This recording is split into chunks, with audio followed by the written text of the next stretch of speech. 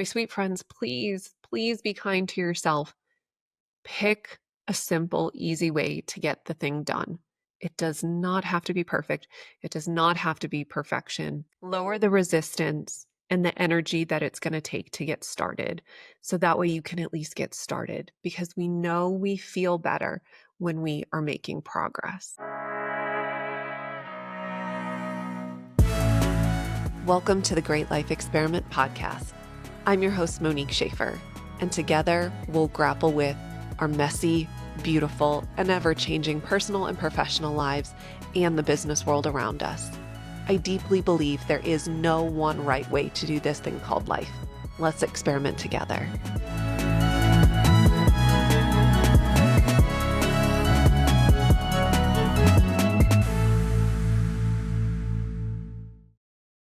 As a quick reminder, friends, please note that this podcast is an independent production, and the information presented here and views expressed here reflect my personal opinion and do not reflect the views or positions of any organization or company that I'm affiliated with. Enjoy the episode. Hey everyone, I wanted to do a really quick episode because we just dropped episode 15, Foundations, Not Fumes. And this episode was about building strong foundations and dealing with burnout, particularly with parenting, with young kids, what that means to your relationship, but also in business. And so I wanted to talk really quickly and follow up on overwhelm. Because one of the things that's really important to me about the Great Life Experiment podcast is that you feel seen and you feel heard in the experience that you're having right now, whether it's what's happening in the business world or your career or in your personal life. And I think having a lot of empathy and compassion, even when we're in a growth mindset, that we can understand that there are ways to evolve, to have different strategies, to do better, to have the things that we want, but also coming from a place of compassion. So given how much this one seemed to resonate with everyone, I wanted to talk really quickly about overwhelm. And I had heard this a couple years ago from Mel Robbins, so I want to give her credit and then I'm putting my own spin on it. But acknowledging that overwhelm is not just one thing and we don't have different language for that in English, or if we do, I'm not sure that we have a really great nuance about the different types of overwhelm. But I think the first type is you have legitimate overwhelm. Something is happening from your caregiving responsibility, from your full-time job. Maybe you're taking care of somebody that's sick, you have your own sickness, and you're trying to cope. And it's a very temporary period of time, this overwhelm. When you are in this kind of overwhelm, when you know that it's temporary, the strategy that is often recommended, and I agree with, is it's looking at priorities and making sure that you prioritize your well-being, your stamina, and what can you do to bring the stress down in this temporary period of time.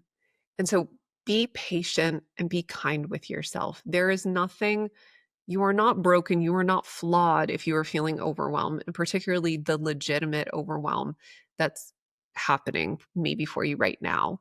This is a time when you can ask for help and for support.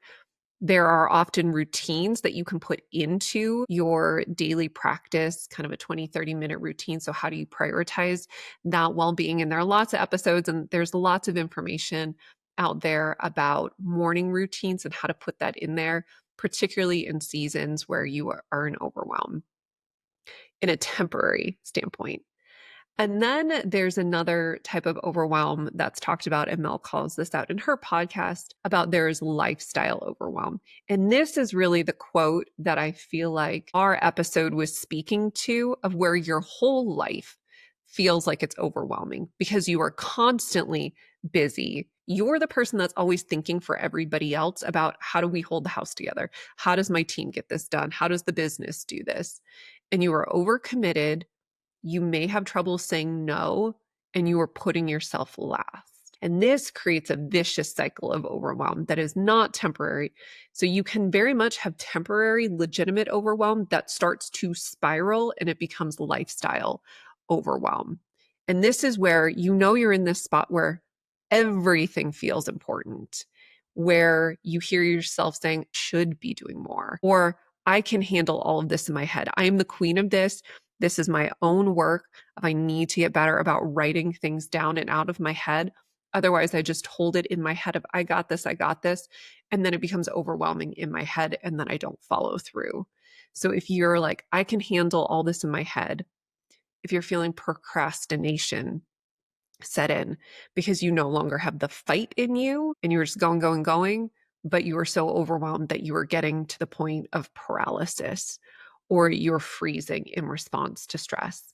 But then you're in your head so much of like, I need to get this done. I need to get this done. And it just feels so big and heavy right now. So getting it out of your head can often help. If you have lifestyle overwhelm, some of the recommended strategies can be a brain dump. I know we've all heard this before, but if you're feeling like you're in this spot right now, you may need to start here. I had to do this a couple months ago when I felt like everything was going on with work, with the podcast, with the kids. I was behind on things in the house and a birthday and just all the things. So doing a brain dump, writing down everything that's in your head to get it out. Give yourself permission with this initial brain dump. You don't have to do anything with it.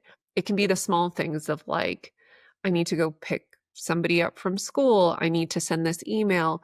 I'm supposed to follow up with this person. I need to go get a birthday gift. Oh man, I haven't put the clothes away. Oh, I'm still behind on getting my car registered and an oil change.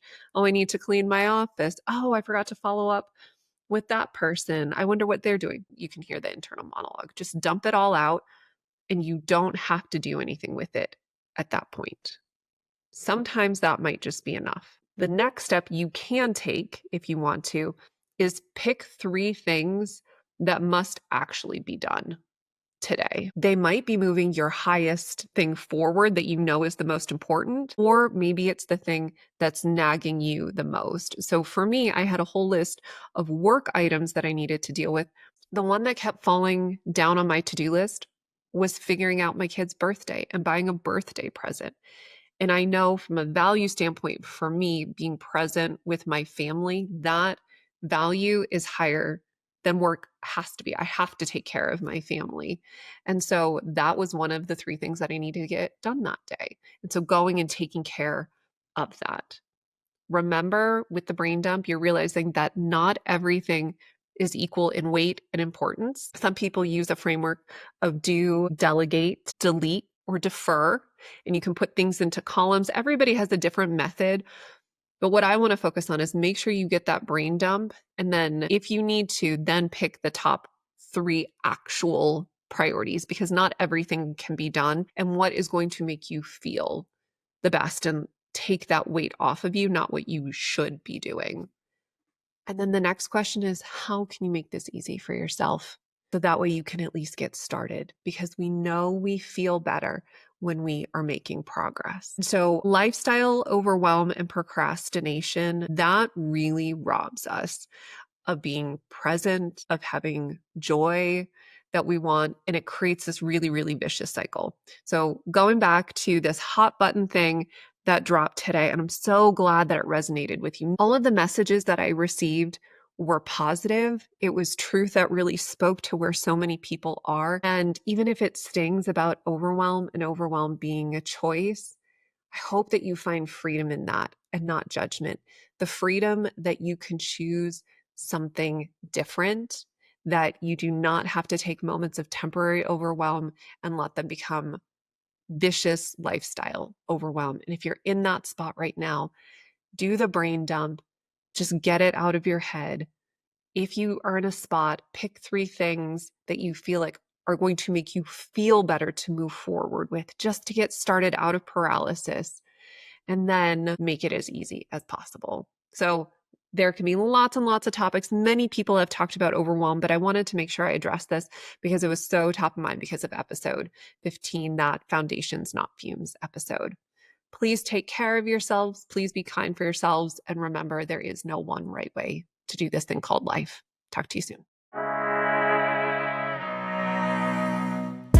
Thank you for tuning into this episode today. And remember, friends, there is no one right way to do this thing called life. I hope you found this conversation valuable.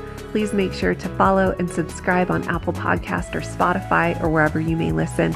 And it would mean the world to me if you went and you clicked on rate the show and left a 5-star rating to help other people find these conversations.